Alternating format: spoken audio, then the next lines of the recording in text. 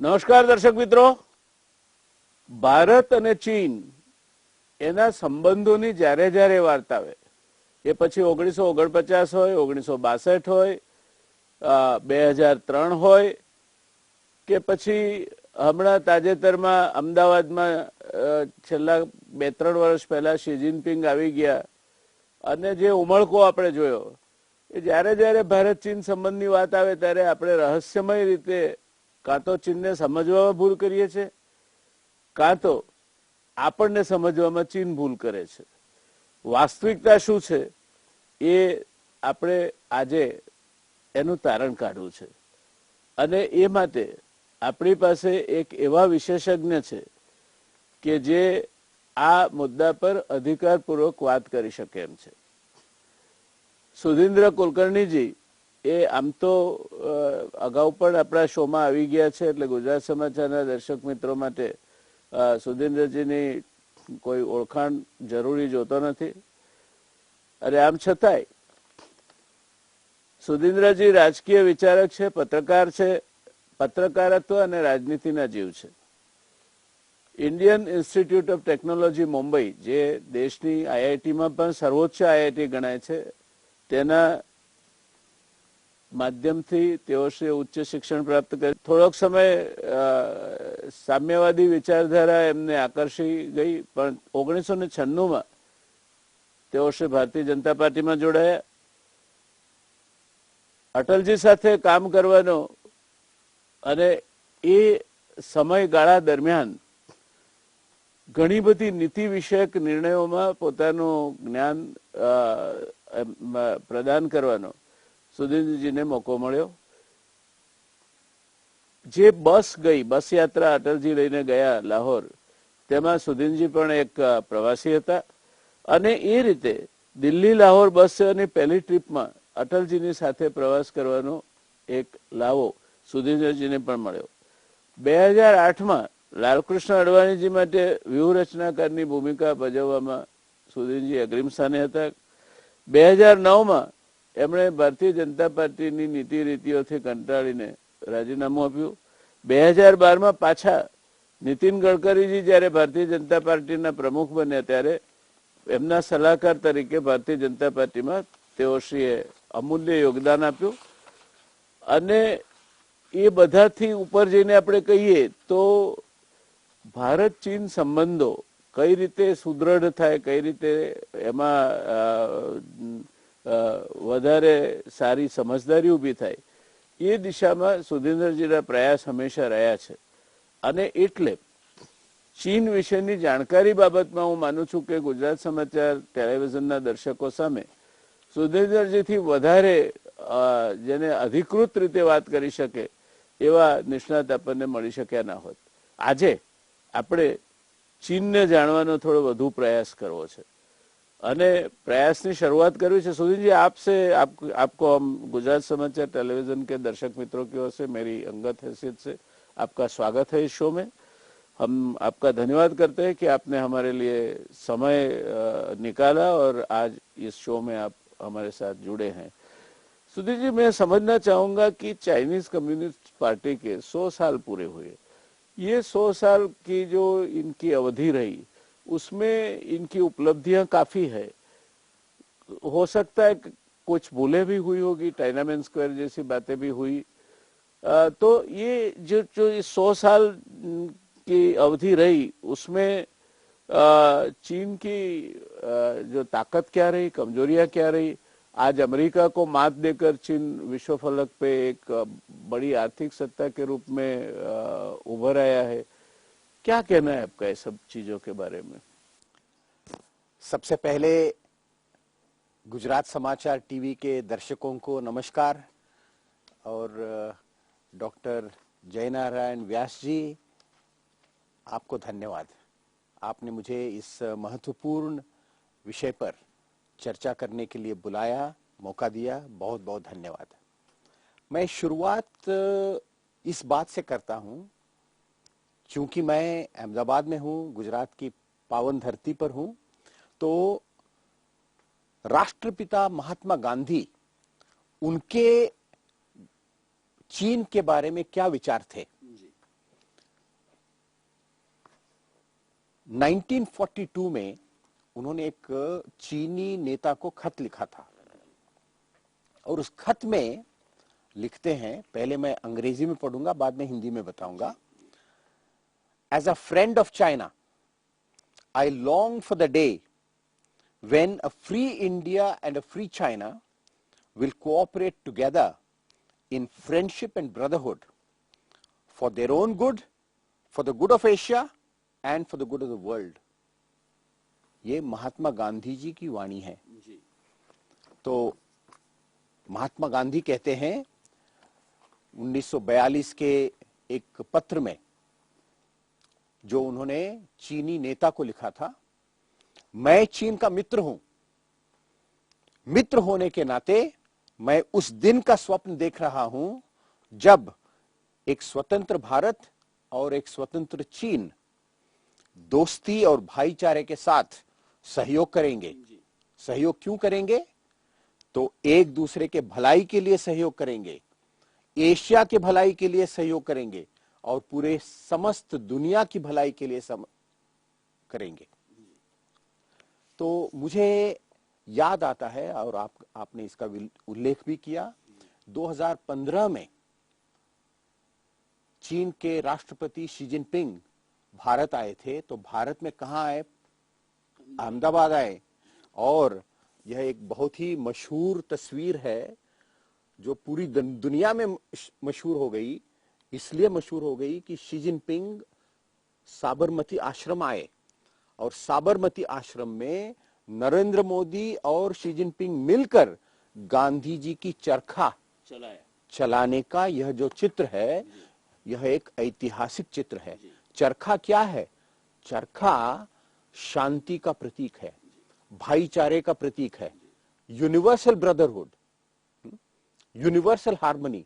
तो हम सबको यह आशा करनी चाहिए कि भारत और चीन, जो हम एशिया के और पूरे विश्व के एक बड़े देश हैं, दो ही देश हैं जिनकी आबादी, लोक संख्या 100 करोड़ से ज्यादा है, केवल दो, और हम पड़ोसी हैं। तो हम पड़ोसियों के बीच भाईचारा हो, शांति हो, सहयोग हो, जो गांधी जी का सपना था।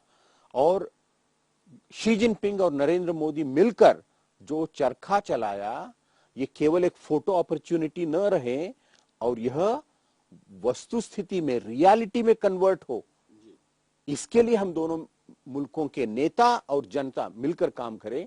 यह मैं प्रारंभिक रूप से यह विचार रखना चाहता हूं।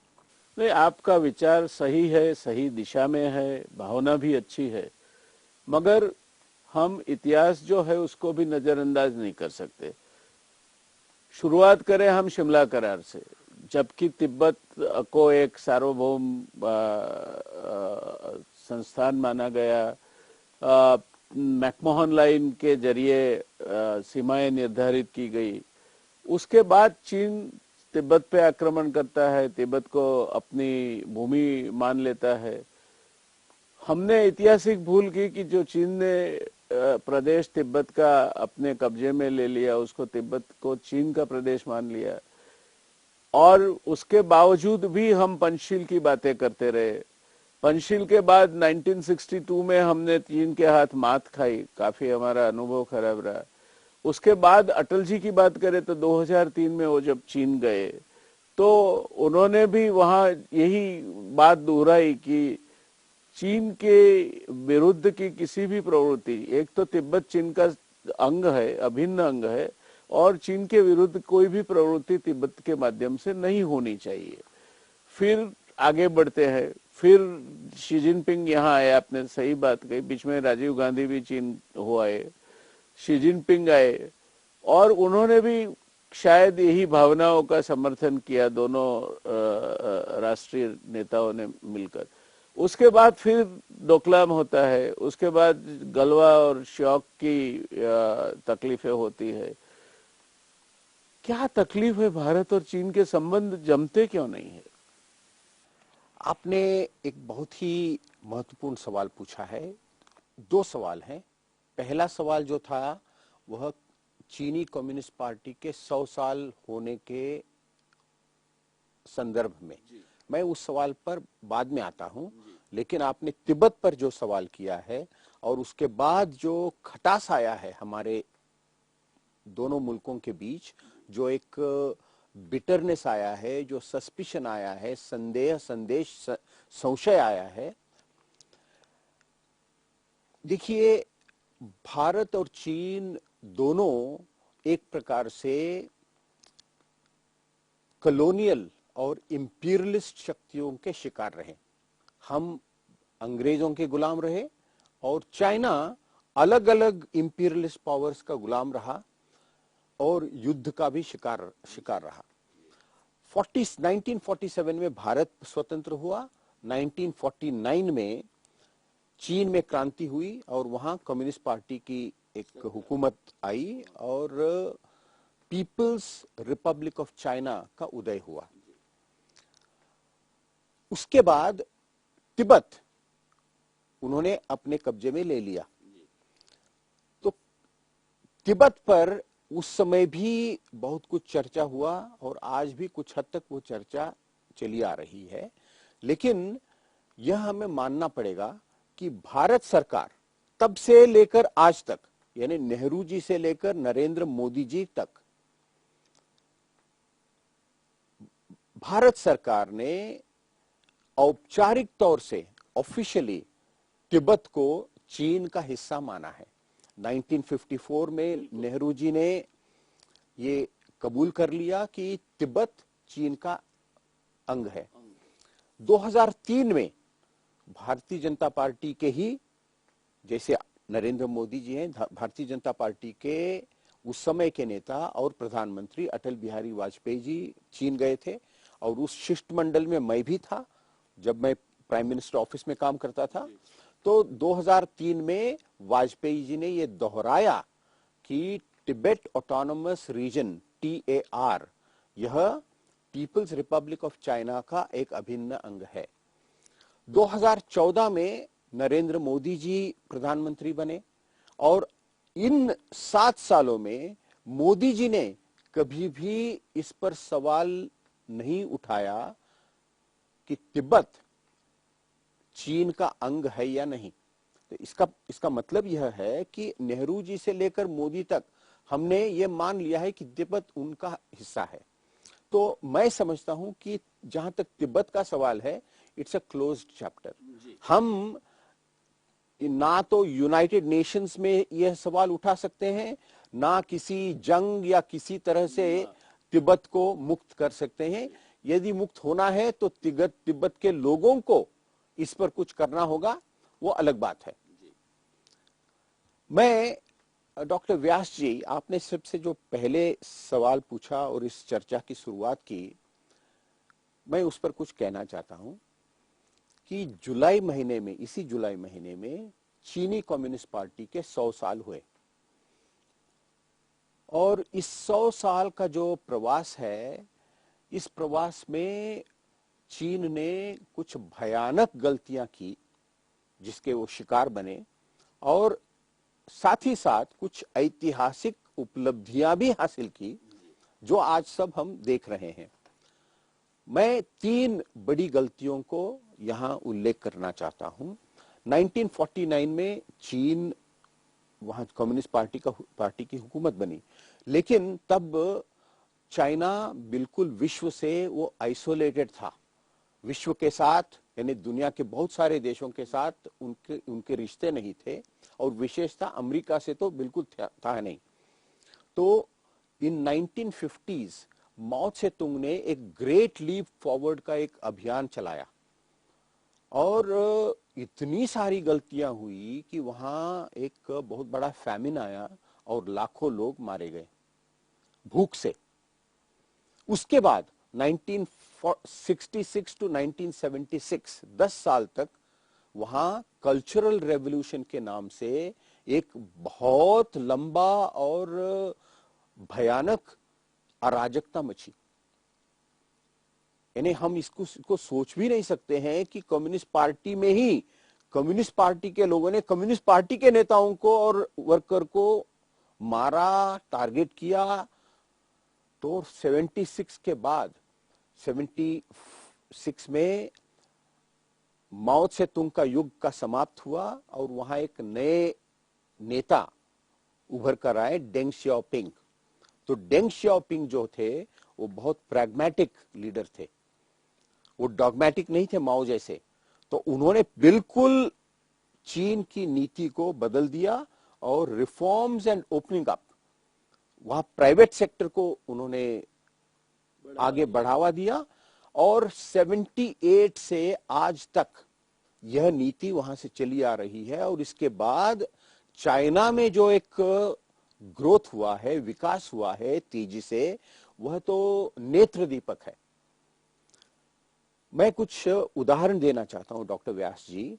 1976 में चाइना की जीडीपी बांग्लादेश जितना था उतना ही, यानी उतना गरीब, उतनी गरीबी। चाइना को उस समय कहा जाता था कि सिक मैन ऑफ एशिया, इतनी गरीबी थी।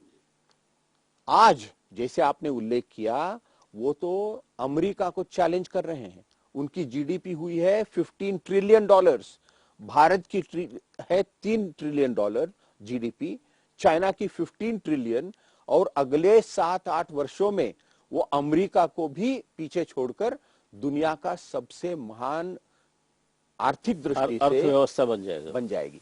और ये केवल इतना ही नहीं, इन टेक्नोलॉजी, एक जमाना था हम भी, यानी भारत में बहुत कुछ चाइना का माल आता था, तो हम कहते थे कि चाइना का माल यानी सस्ता माल, खराब माल। आज वो बात नहीं रही है। चाइना हाई टेक्नोलॉजी में आज लगभग अमेरिका का बराबरी बन गया है। आज पूरी सभी, आप स्मार्टफोन्स लीजिए, कंप्यूटर लीजिए, सभी हाई टेक्नोलॉजी में चाइना है। आर्टिफिशियल इंटेलिजेंस, रोबोटिक्स, और ये सब आत्मनिर्भर। हम भारत को आत्मनिर्भर बनाना चाहते हैं।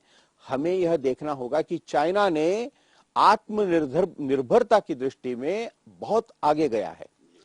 एक उदाहरण, हम अहमदाबाद से बंबई के लिए एक बुलेट ट्रेन के बारे में बरसों से चर्चा करते आ रहे हैं, अभी तक कोई काम शुरू नहीं हुआ है।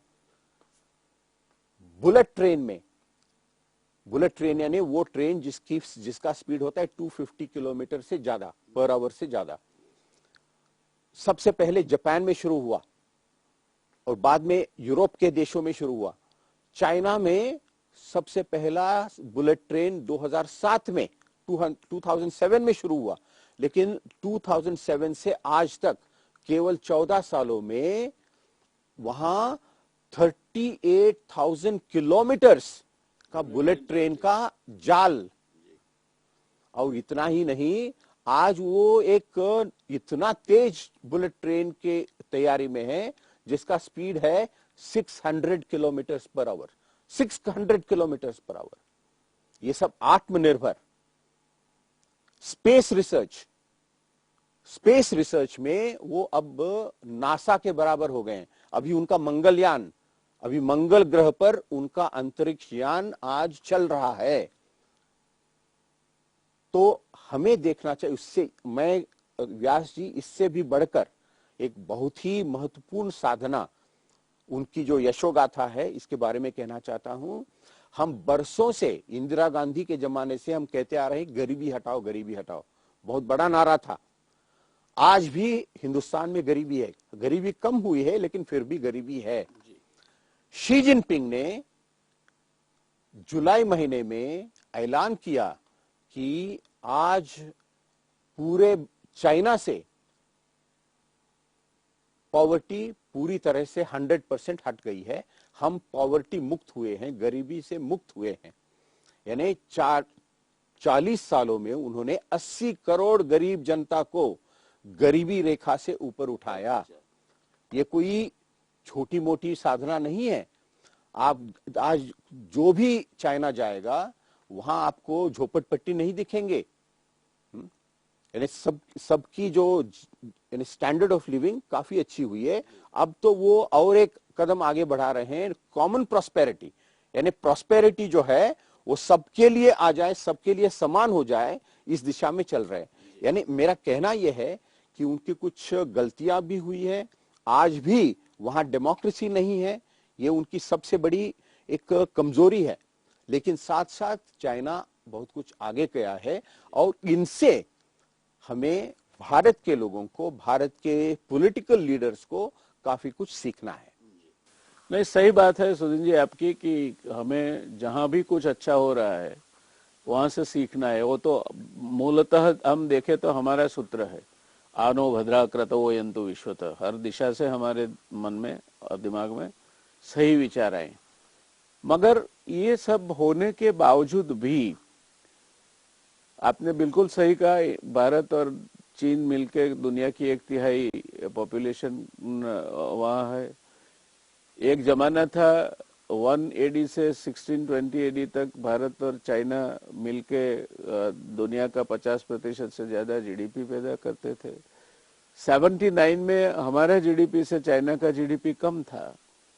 ये सब होने के बावजूद भी, ये हकीकतें देखते हुए भी आज ये भी एक हकीकत है कि $86 बिलियन के ट्रेड के साथ चाइना हमारा सबसे बड़ा ट्रेडिंग पार्टनर हुआ है। तो फिर हमें चाइनीज गुड्स के बहिष्कार की बात करते हैं, वो कहां तक लॉजिकल है? आज चाइना के प्रति भारतीय समाज में काफी कुछ असमंजस है, कंफ्यूजन है और इग्नोरेंस भी है। और कुछ हमारे बीच कुछ डिस्प्यूट्स हैं, डिफरेंसेस हैं। इसके लिए भारत के कई लोगों के मन में एंटी चाइना सेंटिमेंट है और इसके लिए कारण है। और कारण आपने बिल्कुल सही कहा कि 1962 जो युद्ध हुआ और उस युद्ध में भारत का पराजय हुआ और उसके बाद पिछले साल गालवान वैली में जो एक घटना हुई, हमारे 20 जवान मारे गए, उनके भी 5 जवान मारे गए। तो इन घटनाओं के कारण भारत के मन में, भारतीयों के मन में चीन के प्रति एक विरोध का एक सेंटिमेंट है। लेकिन मैं इस विषय पर आऊंगा। लेकिन क्या हम इस पड़ोस को बिल्कुल बहिष्कार कर सकते हैं? एक मुहिम चला है कि बॉयकॉट चाइना गुड्स। इस कोरोना के वर्ष में ही, पिछले वर्ष हमारे ट्रेड में काफी वृद्धि हुई है और हमारे इंपोर्ट में 62% वृद्धि हुई है। 62%, यानी गलवान वैली के बाद भी हमारा बढ़ा है। और आज आप देखेंगे कि कोई भी स्मार्टफोन, और एप्पल, हमारे यहाँ एप्पल नंबर 1 है नहीं है, Xiaomi, Vivo, ये सब चाइनीज ब्रांड्स हैं। तो इसका मतलब क्या है कि हम चाइना को बॉयकॉट नहीं कर सकते। सर जी, फोन तो शायद हम बाद में देखें। चाइना से हम $4 बिलियन की वैल्यू के फार्मास्यूटिकल एक्टिव इंग्रेडिएंट्स इंपोर्ट करते हैं। अगर वो आना बंद हो जाए तो हमारे देश में, मैं समझता हूँ कि एंटीबायोटिक्स और विटामिन्स बनना बंद हो जाएगा। एटॉमिक स्टेशन के लिए हम सुपर क्रिटिकल बॉयलर्स इंपोर्ट करते हैं। 28% ऑटो पार्ट्स चाइना से आते हैं, 23% साइकिल पार्ट्स चाइना से आते हैं। हमारी आयरन ओर और कॉटन के लिए सबसे बड़ा एक्सपोर्ट का मार्केट चाइना है। तो फिर हम ये बेवकूफ़ी क्यों करते हैं और ये अज्ञान किसने फैला रखा है?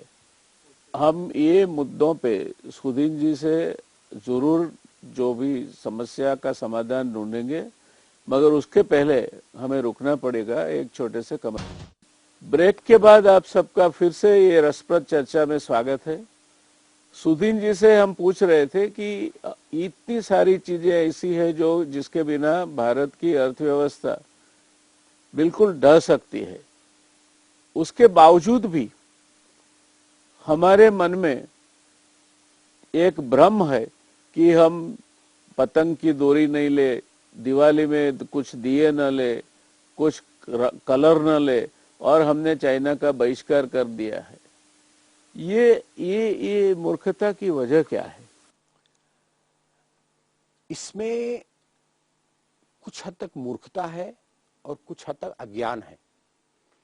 देखिए, जहां जहां हम आत्मनिर्भरता से हम खुद बना सकते हैं, वो बिल्कुल यहां बनना चाहिए जी। उसके लिए ना तो हम चाइना पर निर्भर रहें या किसी दूसरे मुल्क पर निर्भर रहें। जितना हम स्वदेशी बना सकते हैं बनाएं। लेकिन आज की दुनिया ऐसी है जो परस्परावलंबन, इंटरडिपेंडेंस की दुनिया है। बहुत कुछ ऐसे विषय हैं, वस्तु हैं जो हमें चाइना से लेना ही पड़ेगा। जैसे आपने एक उदाहरण दिया, इंग्रेडिएंट्स फॉर अवर फार्मास्यूटिकल। आज फार्मास्यूटिकल में भारत दुनिया में नंबर 1 है, लेकिन इसके इंग्रेडिएंट्स जो है वो हम चाइना से लाते हैं। जब हम पूरी तरह से आत्मनिर्भर हो जाएंगे तो अच्छी बात है, लेकिन आज तो हम बहिष्कार नहीं कर सकते। यही वजह है सर जी कि हम फार्मास्यूटिकल्स के वॉल्यूम में दुनिया में तीसरे नंबर पे है, मगर वैल्यू देखे तो हम दुनिया में 13वें नंबर पे है। तो जहां तक वैल्यू एडिशन का सवाल है, जो भी उसकी वजह हो, हमें काफी आगे बढ़ना है। रिसर्च एंड डेवलपमेंट में भी हमें काफी जोर देकर काफी चीजों में एक कॉम्पिटेंस हासिल करनी है, वो हम नहीं कर पा रहे हैं। और ये सब के बावजूद भी अप्रचार इस तरह से चल रहा है कि जैसे हमने चाइना से बिल्कुल बहिष्कार कर दिया और अब चाइना हमारे पे निर्भर है और चाइना में एक तरह से हताशा हो गई है कि भारत अपना माल नहीं खरीदेगा तो कहाँ बेचेंगे। ये अपप्रचार की वजह क्या है और क्यों हमें गुमराह किया जा रहा है? यह व्हाट्सएप यूनिवर्सिटी का अपप्रचार है। व्हाट्सएप में इस प्रकार के सब चलते हैं जिसका कोई रियलिटी में कोई बेसिस नहीं होता है। हमें यह समझना चाहिए सच्चाई क्या है। हम सब देशभक्त हैं, भारत के देशभक्त हैं, लेकिन हमें आज चाइना का मुकाबला करना है, अमेरिका का मुकाबला करना है, तो हमें यह देखना होगा कि आज हम कहां खड़े हैं। हमारी जीडीपी $3 ट्रिलियन है। रिसर्च और डेवलपमेंट में आज हम काफी आज भी पीछे हैं। हायर एजुकेशन में, यूनिवर्सिटी एजुकेशन में हम पीछे हैं। आप देख लीजिए, आज दुनिया के सबसे टॉप 100 यूनिवर्सिटीज में भारत का एक भी नहीं है, लेकिन चाइना के 5 हैं। चाइना में दुनिया के इतने सारे बाहर के विद्यार्थी आकर वहां पढ़ रहे हैं। भारत के 20,000 मेडिकल स्टूडेंट्स चाइना में पढ़ रहे हैं, 20,000। तो हमें उनसे भी कुछ सीखना है। हम अमेरिका से भी सीखना चाहिए। हम अमेरिका के या किसी भी मुल्क के हम दुश्मन नहीं हैं, हम सभी के साथ मित्रता चाहते हैं। लेकिन हमारे जो पड़ोसी हैं, हम पड़ोसी को हम नकार नहीं कर सकते। जैसे मैंने एक बार पहले भी कहा था, उसका मतलब ये हुआ सर जी कि हम कुछ भ्रमणाओं में जी रहे हैं और वो भ्रमणाएं बनाई रखी है किसी एक सिर्फ व्हाट्सएप यूनिवर्सिटी उसके लिए जिम्मेवार नहीं है। इसके लिए कहलाने वाले सो कॉल्ड देशभक्त जो है वो भी इतने ही जिम्मेदार है। और मैं आपसे एक और प्रश्न आगे बढ़ के पूछना चाहूंगा कि एक और महासत्ता है अमेरिका, दूसरी ओर चीन है। कहीं ऐसा तो नहीं होता कि दो पाटन के बीच में हम फंसे हैं? अमेरिका की राजनीति हमें चीन के विरुद्ध खड़ा करके खुश हो रही है, या तो फिर दूसरा प्रश्न मेरा है कि 370 की जो हमने कलम हटाई, उसके बाद जो प्रवचन हुए और जो बातें हुई कि हम पाक ऑक्यूपाइड भी कश्मीर जो है ले लेंगे, अक्साई चीन का भाग है तो वो भी ले लेंगे, तो क्या वो वजह थी कि शी जिनपिंग के यहाँ आने के बाद ये जो घटनाएं घटी उसकी वजह से चाइना ने हमारे साथ के संबंधों में वो जो कड़वाहट नहीं थी, वो कड़वाहट हमने खुद पैदा कर ली। क्या मानते हैं आप इसमें? डॉक्टर व्यास जी, मुझे यह कहना पड़ रहा है कि आप इस चर्चा में एक इंट्रोस्पेक्शन का एलिमेंट आप ला रहे हैं, यानी आत्मचिंतन, सच्चाई को समझना। अटल बिहारी वाजपेयी जी के साथ मैं काम करता था प्रधानमंत्री कार्यालय में। अटल बिहारी वाजपेयी जी कहा करते थे कि you can change friends, you can not change neighbours. आप अपने दोस्तों को बदल सकते हैं। चीन हमारा पड़ोसी है, तो जब कलम 370 हटाया गया तब हमारे गृह मंत्री ने संसद में भाषण करते हुए कहा कि अब तो एक बहुत हमने बड़ी सिद्धि हासिल कर ली है और इसके बाद हम पीओके भी लेंगे पाकिस्तान से और चाइना से अक्सई चीन लेंगे और इसके लिए हम जान दे देंगे। तो तालियां तो बजी, लेकिन सच्चाई क्या है? इन 7 सालों में हम पाकिस्तान से 1 स्क्वायर इंच जमीन पाकिस्तान से नहीं ले पाए हैं। क्या हम चाइना से ले पाएंगे? चाइना को टक्कर दे पाएंगे और चाइना को युद्ध में हराएंगे? अक्सई चीन क्या भारत का हिस्सा बनेगा? तो इसलिए आज मैं आपके दर्शकों को एक बात बताना चाहता हूं कि भारत और चीन के बीच सबसे बड़ी समस्या जो है वह सीमा की समस्या है, बाउंड्री डिस्प्यूट, जो 1947 1949 से शुरू आया है। हम जब आजाद हुए और चाइना में जब क्रांति आई तो यह सवाल हमें हिस्ट्री से लेगेसी के रूप में मिला, विरासत में मिला है। हमने इसको पैदा नहीं किया, हिस्ट्री में पैदा हुआ था जो हम ले। अब इसे हल करने का तरीका क्या है? जब भी दो पड़ोसियों के बीच कुछ झगड़ा होता है तो इन मोस्ट केसेस ये थोड़ा सा अदला बदली, थोड़ा सा कॉम्प्रोमाइज, थोड़ा आप लो थोड़ा हमें दो और इसको हम निपट लेंगे। इसी प्रकार से मेरा यदि कोई पड़ोसी है उसके साथ मेरा झगड़ा है तो यही एक सोल्यूशन होता है। Unless I am so strong कि मैं उसको हराकर 100% जीत में हासिल। जी, अमेरिका सबसे बड़ी ताकत है दुनिया की, मिलिट्री ताकत। कहाँ इसने किसी देश को हराया? न वियतनाम में हुआ, न इवन क्यूबा जिसने एक समय पूरे विश्व को 3rd विश्व युद्ध के कगार पे लाके रख दिया था, न तो वहां हुआ, न अफगानिस्तान में हुआ, न सीरिया में हुआ।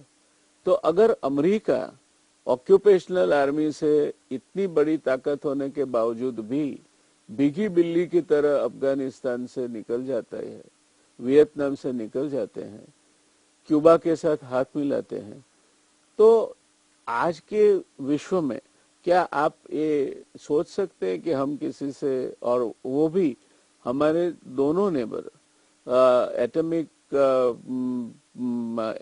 पावर है जिनके पास अणु शक्ति है, वो अणु शक्ति वाले देशों के साथ झगड़ के हम क्या निकालेंगे? तो ये समझ क्यों नहीं आती हमारे राजकर्ताओं में, जो उकसाते रहते हैं लोगों को। और हमारी प्रजा तो भेड़िए जैसी है, ये सब लगता है कि जो भी उनको परोसा जाता है खा लेते हैं। तो ये किसका? ये अमेरिका का वेस्टेड इंटरेस्ट है? हमारे राजनीति के जो आजकल जो चाल चल रहे हैं उसका ये फॉल आउट है? क्या मानते हैं आप? ये बहुत सही कहा कि ये सबसे पहले राजनेता का यह दायित्व होता है, रिस्पॉन्सिबिलिटी होती है कि जो समस्या, बड़ी समस्या जो हम विरासत में लेते हैं हिस्ट्री से, उसे हल करो। सबसे बड़ा नेता कौन होता है?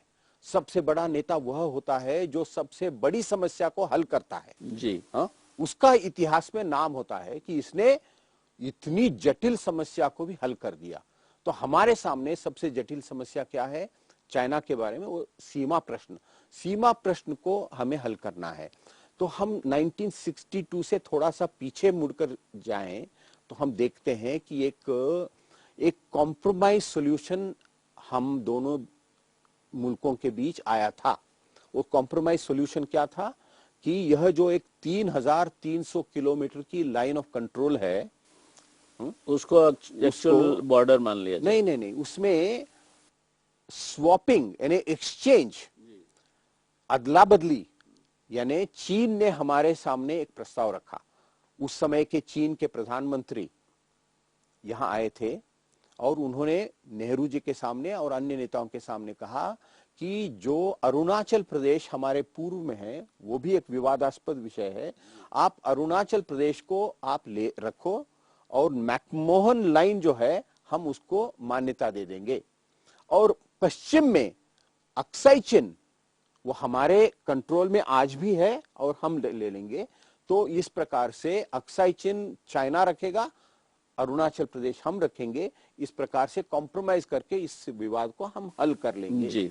लेकिन हमारे पार्लियामेंट में ऐसी आवाज उठी कि हम चीन को 1 इंच भी जमीन नहीं देंगे। वो तो आज भी कहते हैं। हाँ, आज भी कहते हैं। लेकिन क्या हम, जैसे आपने कहा, यदि अमेरिका अफगानिस्तान को हरा नहीं सकता है, क्या हम युद्ध में चाइना को हराकर अक्साई चीन ले सकते हैं? कोई छोटे से देश भी सर जी, आप जो बात बता रहे थे बिल्कुल सही है कि अगर अमेरिका और क्यूबा हाथ मिला सकते हैं, बर्लिन वॉर गिर सकती है, उत्तर और दक्षिण कोरिया एक दूसरे के साथ बात करने लगते हैं, तो विश्व की ऐसी कोई समस्या हो ही नहीं सकती जिसका समाधान या बातचीत के जरिए न निकाला जाए। हमारी कमनसीबी है ये तो नहीं हुआ, मगर हमने एक और समस्या खड़ी कर ली जो नेपाल के साथ हमारे बॉर्डर की समस्या खड़ी हो गई। अब भूटान भी अपनी बात अलग से करने लगा है। तो क्या मानते हैं, हमने समस्या सुलझाई तो नहीं, ऊपर से 2 समस्याएं और अपने बैगेज लिस्ट में ऐड कर दी। ये बहुत शोचनीय है, ट्रैजिक है कि हमारे सबसे करीबी पड़ोसी नेपाल तो एक ऐसा पड़ोसी है, नेपालियों को भारत में आने के लिए वीसा भी नहीं लगता है जी। इतने करीब हैं हम, लेकिन आज नेपाल में भारत के प्रति वह एक मित्रता नहीं रही है, क्योंकि हमारे जो छोटे देश हैं, वो नेपाल हो या भूटान हो या मालदीव्स हो, श्रीलंका हो, हमें इक्वालिटी के आधार पर, समानता के आधार पर हमने उनके साथ रिश्ता नहीं जोड़ा। तो इसलिए आज नेपाल कहता है कि आप हमें सम्मान नहीं दोगे तो हमारा दूसरा पड़ोसी है चाइना, और आज चाइना वहां इतना इन्वेस्टमेंट कर रहा है, और नेपाल के लोग कहते हैं कि आप देखिए चाइना ने जो हमारे यहाँ सड़कें बनाई है और आपने जो सड़कें बनाई है, आप देख लीजिए कितना अंतर है।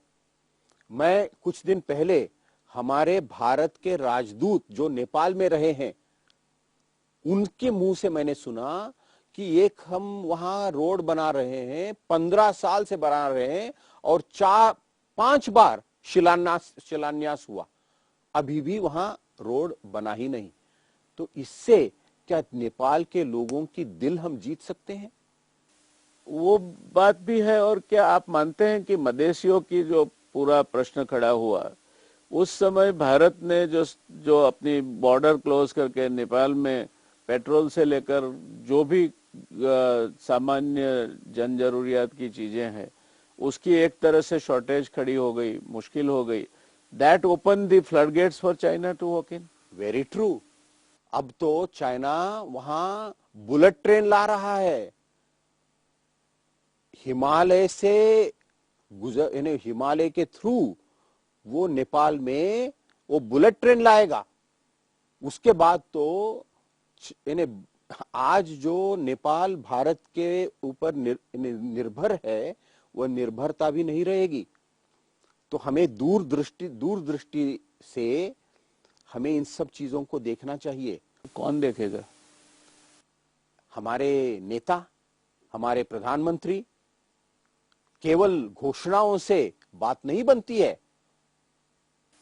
क्या हम आज अफगानिस्तान का ही आप देख लीजिए, आप कुछ ही महीनों के बाद देखेंगे चाइना वहां इन्वेस्टमेंट करना शुरू करेगा। हाँ, वहां रोड बिल्ड करेगा, वहां काफी कुछ करेगा। श्रीलंका, मैं गया था श्रीलंका, वहां वो बहुत बड़ा एक पोर्ट बना रहा है। हम्बनटोटा में बना, हम्बनटोटा गया था। बांग्लादेश में ऐसे कुछ भाई कई सारे प्रोजेक्ट्स हैं, सालों साल हम चटगांव भी करते आ रहे चाइना हैं। के हाथ में चला गया है, और बर्मा का जो पोर्ट, म्यांमार का जो हमारे गल्फ में, बे ऑफ बंगाल में आता है, वो भी चाइना ने ले लिया।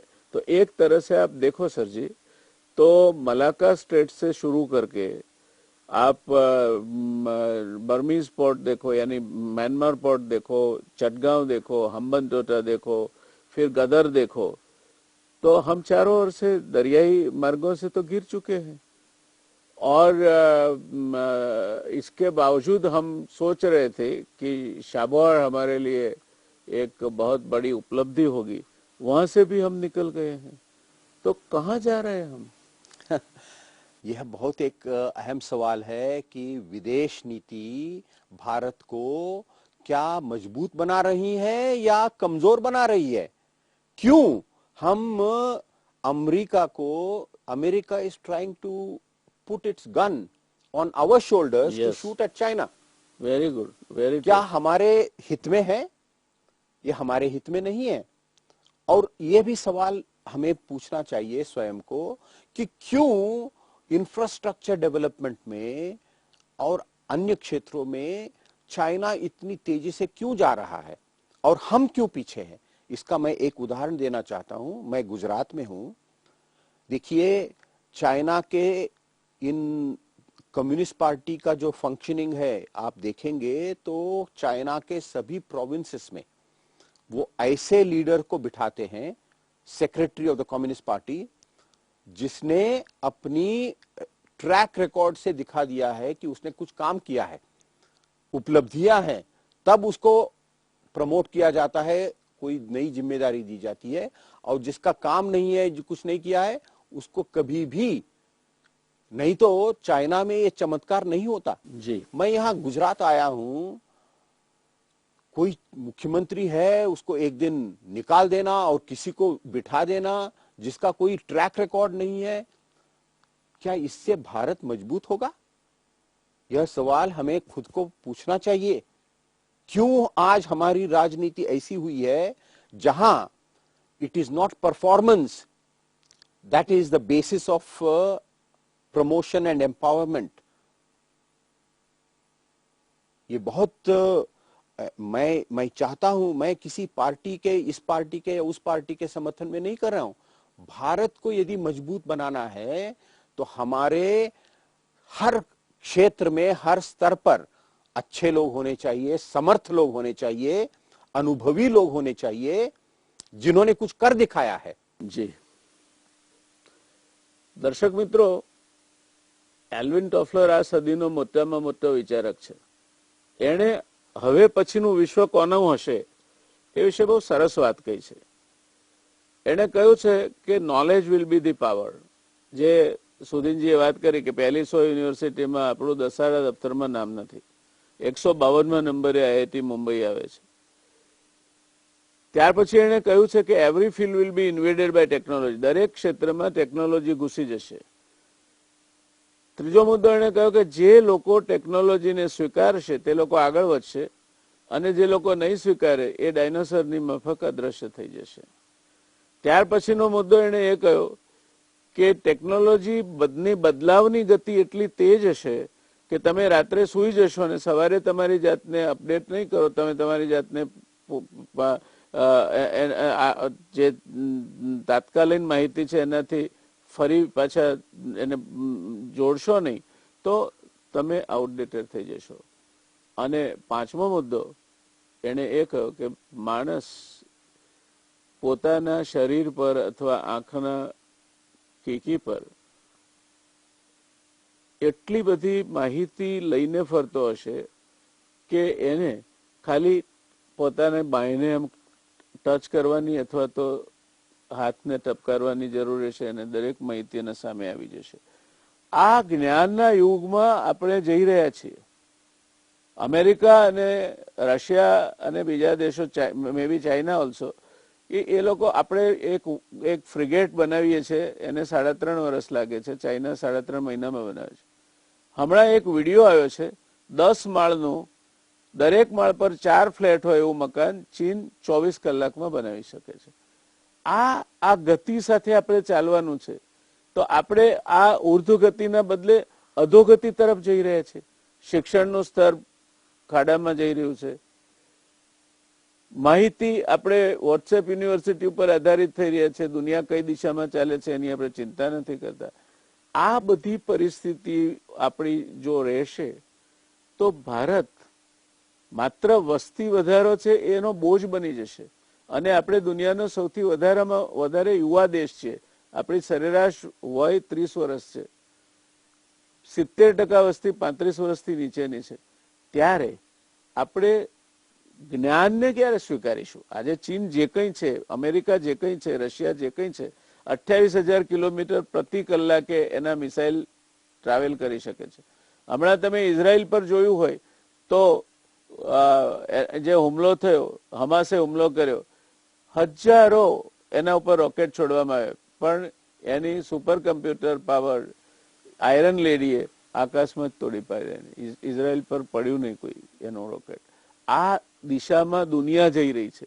આપણે ક્યાં જઈ રહ્યા છે એ સુધીનજી પાસેથી જાણીએ, કારણ કે સુધીનજી પણ આઈઆઈટી મુંબઈના વિદ્યાર્થી છે અને પોતાની રીતે દુનિયાના બધા જ પ્રવાહો સાથે माहितगार રહેવાની ક્ષમતા ધરાવે છે. तो सुधीर जी क्या हो रहा है इस देश को, क्या करना चाहिए इसको सुधारने के लिए? अगर ज्ञान ही शक्ति होने वाली है तो जब तक आप ज्ञान का उपार्जन नहीं करेंगे, जब तक आपकी रिसर्च डेवलपमेंट में कोई ठिकाना नहीं होगा, जब आप पेटेंट्स नहीं करेंगे, कहाँ जा रहे हैं हम?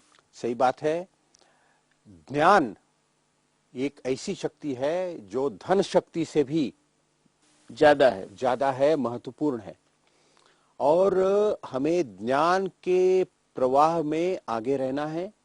हमारी बुद्धि कम नहीं है, भारतीयों की बुद्धि कम नहीं है. हमने अमेरिका में जो भारतीय गए हैं उन्होंने दिखा दिया है. सही है. लेकिन हमारी सिस्टम में, पॉलिसीज में और पूरे हमारी पॉलिटिक्स में वह इच्छा शक्ति नहीं बनी है कि हम अगले 5 साल में, 10 साल में केवल स्लोगन नहीं, कर दिखाना है जो चाइना ने कर दिखाया है. एक मैं उदाहरण देना चाहता हूं. वो केवल ज्ञान के क्षेत्र में आगे बढ़ नहीं रहे हैं, वो ज्ञान में समानता भी लाना चाहते हैं. क्योंकि जैसे हमारे देश में आज बहुत अमीर और गरीब के बीच बहुत बड़ी खाई बढ़ रही है, वो चाइना में भी खाई बढ़ रही है. इसलिए वो चिंतित है. और अभी पिछले कुछ महीनों में शी जिनपिंग ने और उनकी हुकूमत ने एक बहुत बड़ा, यानी जो बड़े बड़े उद्योगपति हैं, बड़ी बड़ी कंपनियां हैं, अलीबाबा जैसे, टेंसेंट जैसे, उनके मोनोपोली को वो उस पर आक्रमण कर रहे हैं कि आप काम करिए लेकिन इतना बड़ा मत बनिए कि आप हमारी व्यवस्था को ही बड़ा बिगाड़ सकते हैं. शिक्षण के क्षेत्र में, एजुकेशन के क्षेत्र में एक बहुत ही मजेदार बात हो रही है, जिसमें वो चाहते हैं कि अच्छी एजुकेशन, गुड क्वालिटी एजुकेशन सबके लिए हो.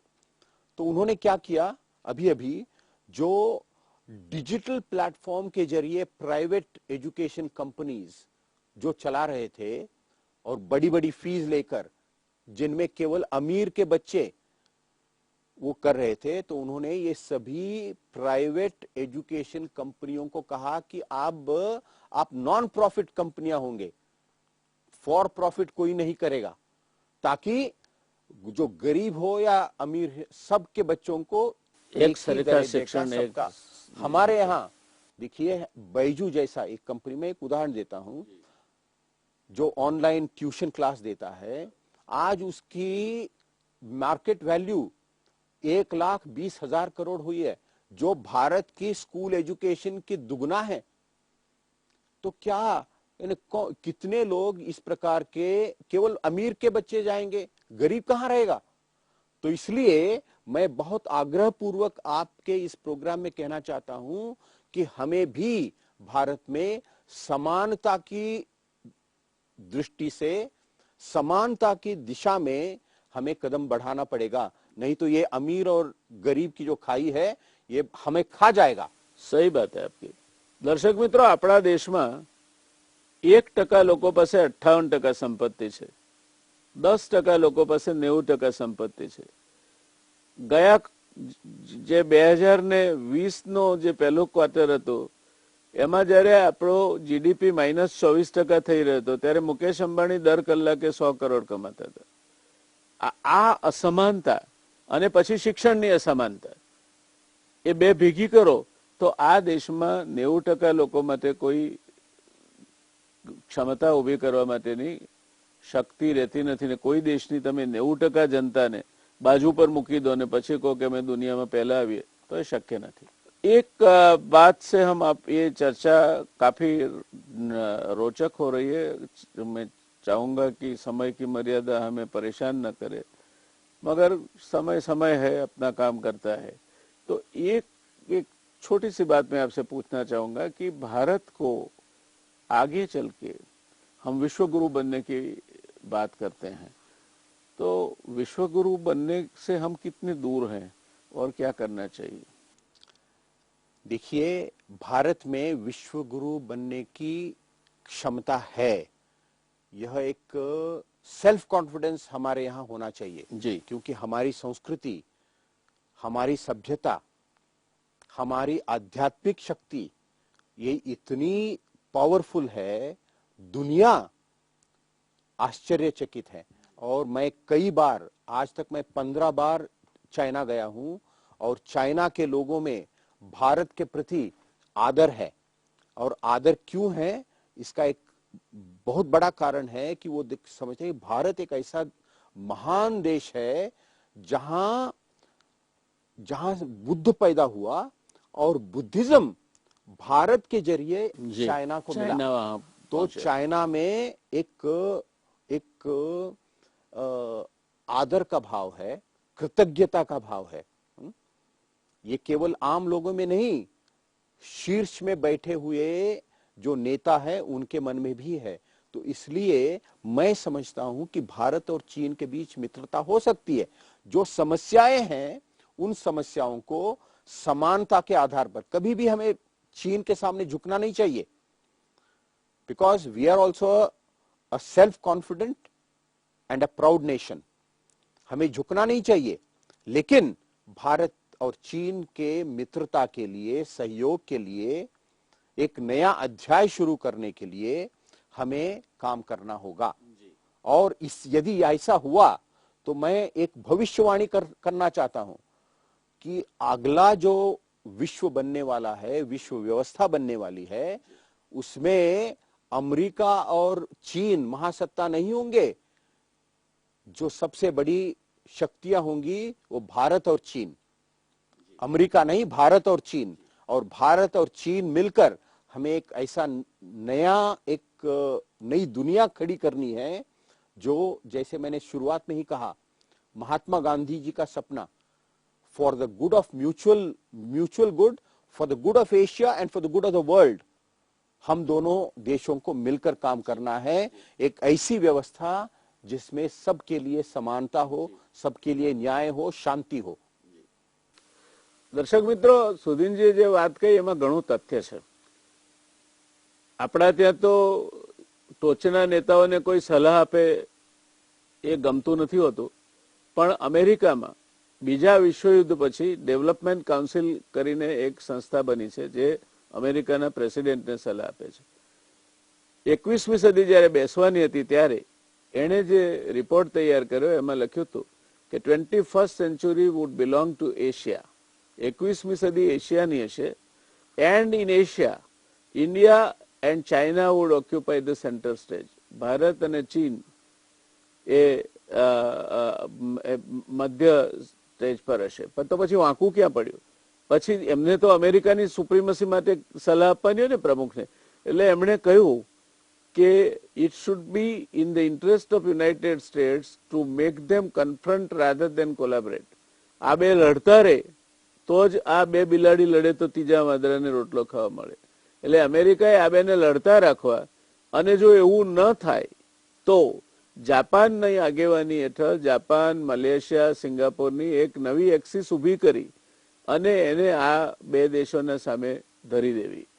આ કૂટનીતિ નો આપણે ભોગ બની રહ્યા છીએ, એમાં કોઈ શંકા નથી. પણ વાત તો એ છે ને કે તમારી જ અક્કલ કામ ના કરતી હોય તો બીજાને શું કરવા દોષ દેવાનો. આ જાણ્યા પછી પણ આપણને જો આપણી આંખ ના ખુલતી હોય કે આપણે કઈ દિશામાં જવું જોઈએ. ઓસ્ટ્રેલિયાના વડાપ્રધાને ક્વાડ થયા પછી હમણાં 6 મહિના પહેલા એક વર્ચ્યુઅલ કોન્ફરન્સને સંબોધન કરતા કહ્યું કે don't think Australia is a lapdog sitting in the lap of United States of America. અમે અમેરિકાના ખોળામાં બેઠેલું ગલુડિયું નથી.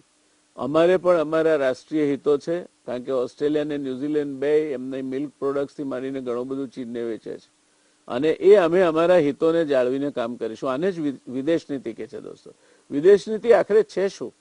તમારા દેશના રાષ્ટ્રીય હિતોને આગળ ધપાવવા માટેની જે વ્યવસ્થા છે, જે વિચાર છે, જે આયોજન છે, એને વિદેશ નીતિ કહેવાય છે. આટલી બધી દુનિયામાંથી આપણને દાખલા મળવા છતાં હજુ પણ આપણે આપણા દેશને એક ફોલ્સ પ્રાઇડ જેને કહેવાય એના ઉપર ચાલીને આપણે ક્યાં જઈ રહ્યા છીએ. આશા રાખીએ સુધીનજીએ જે વાતો કહી એમાંથી આપણે કંઈ બોધ ગ્રહણ કરીએ અને ભારત સાચા અર્થમાં એક દિવસે જે એની ક્ષમતા છે પૂરી ક્ષમતા સાથે વિશ્વમાં નેતૃત્વ કરતું હોય એવા દિવસો આવે. એ ભવિષ્યની આશાને આજની ચર્ચા સમર્પિત કરીને આપણે આ ચર્ચાને સમાપન તરફ દોરી જઈશું. મળીશું બીજી વખત એક નવા વિષય સાથે, નવી વાત સાથે. ધન્યવાદ. શુભરાત્રી. धन्यवाद डॉक्टर व्यास जी.